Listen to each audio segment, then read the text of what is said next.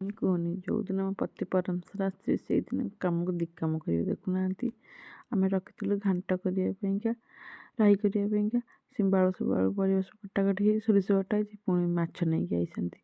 ପୁଣି ମାମାଙ୍କ ପାଇଁ ଛାଡ଼ିବେ ନା କ'ଣ? ବଡ଼ ମାଛ ଆଣିଛନ୍ତି, ପୁଣି ମାମାଙ୍କ ପାଇଁକା ପାଣିକିଆ ମାଛ ଆଣିଛନ୍ତି।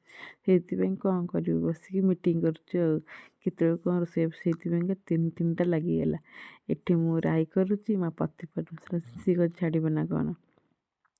ସିଏ ଏଠି ମାଛ ତରକାରୀ କରୁଛନ୍ତି, ଆଉ ସେପଟେ ବାମା ସେଠି ଚୁଲି ଗ୍ୟାସ୍ରେ ବସେଇଛନ୍ତି। ଏଠି ପୁଣି ମୁଁ ଆପଣମାନଙ୍କୁ କହିଥିଲି ଯେ ପୂର୍ବ ଭିଡ଼ିଓରେ ବାପା ଆଣିଥିଲେ ଯେଉଁ ଗୋଟେ ଜିନିଷ ଯେ କହୁଥିଲି ତାକୁ ଚୋପା ଛଡ଼ଉଥିଲେ, ହେଲା ମଟନ୍ ଛେଳିର ପୁଟି ଆଣିଥିଲି, ତାକୁ ପୁଣି ରନ୍ଧା ହେବ। ଦେଖୁନାହାନ୍ତି ଭାତ ଏସବୁ ରୋଷେଇ ସରିଲା ପରେ କିଛି ସମୟ ପରେ ଏତେ ଆଇଟମ୍ ହେଇଛି ତାଙ୍କୁ ପସନ୍ଦ ଆସୁନି। ସବୁ ଆଚାର ମାଗୁଛନ୍ତି। ମୁଁ କହିଲି ଆଉ ଆଚାର ଭାତ ଖାଇସାରିଲା ପରେ ତାପରେ ଏପଟ ସେପଟ ଟିକେ ହେଇସାରିଲା ପରେ ସନ୍ଧ୍ୟାବେଳକୁ ଶାଶୁ ବୋହୂ ଚାହା ପିଇ ଦେଇଥିଲୁ।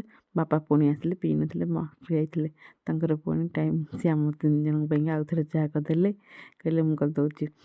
ତାପରେ ସାଙ୍ଗ ହେଇକି ପିଇଥିଲୁ। ତାପରେ ଦେଖୁନ ମୋର ଏତେ ଅଳସୁଆଣି, ମୁଁ ଏତେ ଅଳସୁଆଣି ଗଧୁଣି ହେଇଗଲାଣି କୁହନି।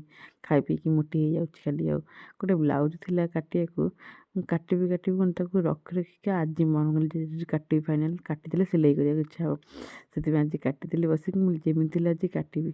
ଏତେ ଗଧୁଣି ହେଲେ କେମିତି ହେବ କହିଲେ? କେବେଠୁ ଦେଲେଣି ସେ ବ୍ଲାଉଜ୍ ସିଲେଇ କରିବା ପାଇଁ ମୋତେ, ଆହୁରି ଖଣ୍ଡେ ଅଛି।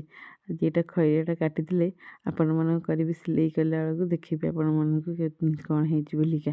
ସେଥିପାଇଁ ବସିକି ଆଗେ ବ୍ଲାଉଜ୍ କାଟିଦେଲି।